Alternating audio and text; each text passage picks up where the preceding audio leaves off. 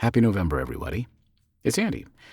Today I am beginning Bobby Akart's newest EMP thriller, a standalone monster of a book called Silent Night. Perfect timing, right? Silent Night. The season's coming. So, this book is hefty. It's about 16 hours, 160,000 words. But I'm going to get it done. I've perfectly and carefully planned my November-December time frame so that I don't have too many books or I have an opening to do this one because I knew it was coming.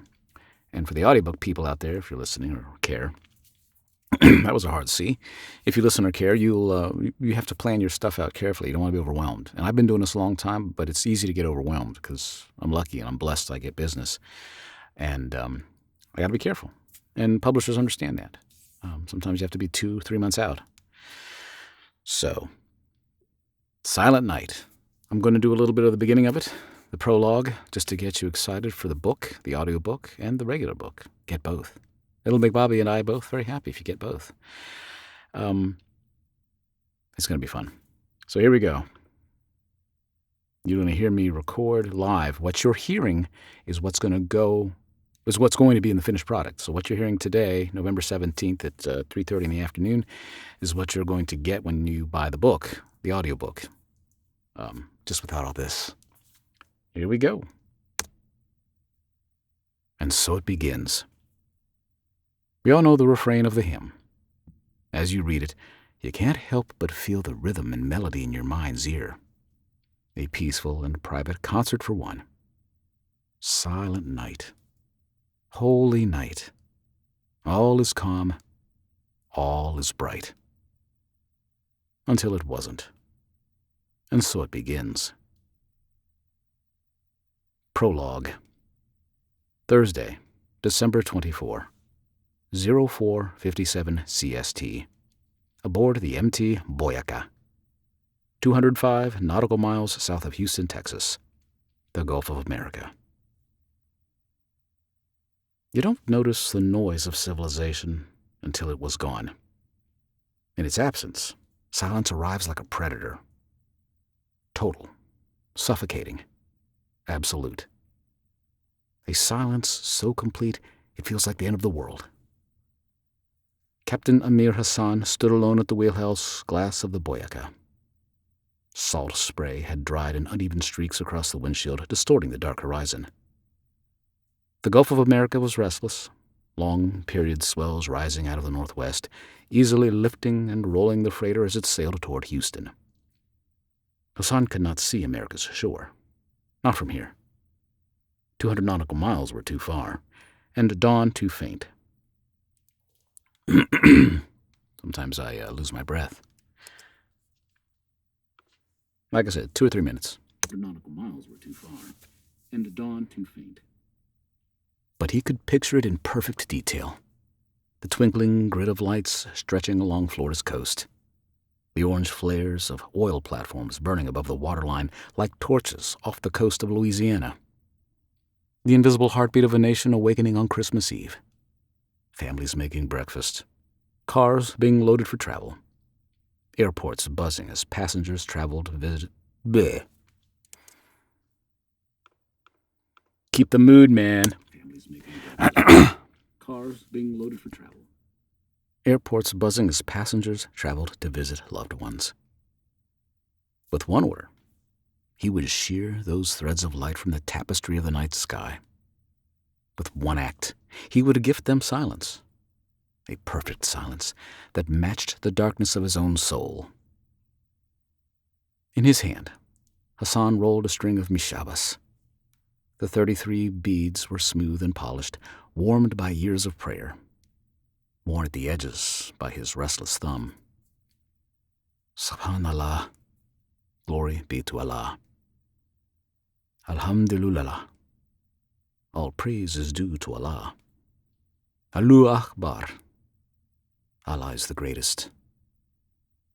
Fajr had ended minutes ago, but his prayers still whispered through him. He didn't repeat them aloud. Instead, he whispered their names. 2 names, carved into the bone of his memory. The first was his older brother Reza.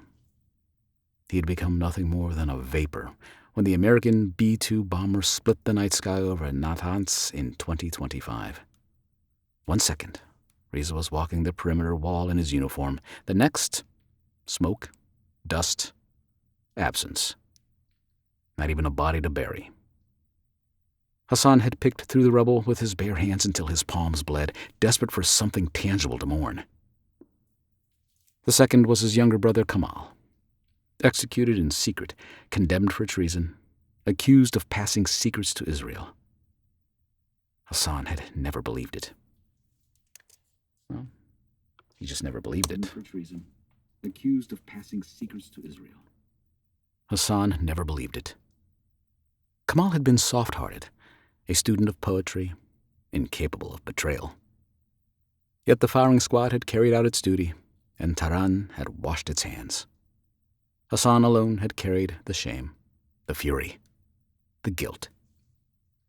2 brothers, one burned from the sky, one buried and disgraced. He was disgraced, but not buried that way. 2 brothers, one burned from the sky, one buried in disgrace. Both silenced forever. Their deaths had left them, had him. They didn't left them. Their deaths left them dead. But they left Hassan hollow. Their deaths had buried in disgrace. Both silenced forever. Their deaths had left him hollow. What filled that hollow was now purpose. Purpose. Sometimes I hear stuff in my voice. It's now purpose. Yeah. Sometimes my voice does this pitchy thing. It's very annoying. Had left him hollow. What filled that hollow was purpose. Okay. What in the hell you be doing, boy? God damn it. Their deaths had left him hollow. What filled that hollow? What filled that hollow now was purpose. So, what filled that hollow now was purpose. There, boom. Edit it out. What filled that hollow now was purpose. A rasp of static broke the hush. The HF radio coughed alive behind him. Hassan turned slowly, listening. Persian syllables cracked through the haze of static, sharp and formal. Tamaz, Tamaz. Stand down. The bridge crew froze. Every man felt the weight of those words. The helmsman's knuckles went white on the wheel. The second mate froze mid-reach for a clipboard. Even the usually stoic radio operator, a young man named Farzan, became pale and jittery. His eyes darted up from his station like a man watching a grenade roll across the deck. He held the written transcript up for his captain to read. Not that it took long. Just 2 words. Simple, yet full of meaning. Tamaz. Tamaz. Captain Hassan stepped forward. Nope, he did not step forward. He stepped toward. Tamaz. Tamaz. Captain Hassan stepped toward Farzan. Your mind doesn't work, boy. Tamaz. Farzan. Tamaz. Captain Hassan stepped toward Farzan. He did not rush. His movements were deliberate, heavy with ritual. He lowered himself before the radio, thumbed the toggle, and killed the channel.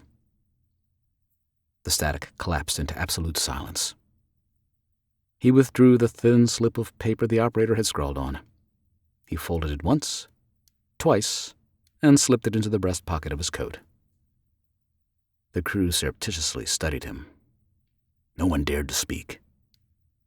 It was Hassan who broke the tense silence. "It is too late," he said, his voice low. Not defiance, not triumph, only certainty. The Venezuelan helmsman shifted uneasily at the wheel. He was a big man, skin weathered from years at sea, but his hands trembled on the spokes. "Capitan," he murmured in accented Spanish. "The Americans will notice." He pointed upward. His implication was clear. Hassan let the words hang in the air. He stepped back to the glass, beads tight in his fist. Finally he spoke, quiet as a blade unsheathing. "They will notice," he said. By the time they understand, their lights will be already gone. How dramatic, and I messed it up. By the time they understand, their lights will already be gone. The helmsman swallowed hard and looked away. Hassan's gaze returned to the horizon. The gulf stretched endlessly before him, gray water under gray. The gulf stretched endlessly before him, gray water under a gray sky. Yet in his mind, he saw the coastline glittering. He imagined pulling each light from the black, one by one, until nothing remained but silence. Ba-da-da! The snap was me marking something. I just go back, I see the snap because it shows up on my thing, see? The gulf stretched. I clear it out. Hassan's gaze returned to the horizon. The gulf stretched endlessly before him. That's how it works. All right. There's plenty of time. Get excited, gang. This is a big one. All hell's about to break loose. Looks like they're heading toward Louisiana. Be ready for this one. I don't know when it's available. It may be available now. Maybe. I don't know. The audio will not be available for at least 2 to 3 weeks. Hopefully. I appreciate your time. I appreciate your patronage. So does Bobby. We both do. We love you guys. We invite comments. I certainly do. I don't put out many videos. I try to put out regularly, but I am busy with a regular job and doing this, and I've been slammed the last several months, so I don't have a lot of time to goof around with videos and other stuff. So I appreciate your time. I hope you've enjoyed this. I enjoy it. I'm getting excited right now. So have a good evening. Have a good Thanksgiving. And when Christmas time comes, have a good Christmas. Merry Christmas, everybody. A little early. I'll be back before then, I bet. So happy Thanksgiving. We'll say that. Happy Thanksgiving. I'm out.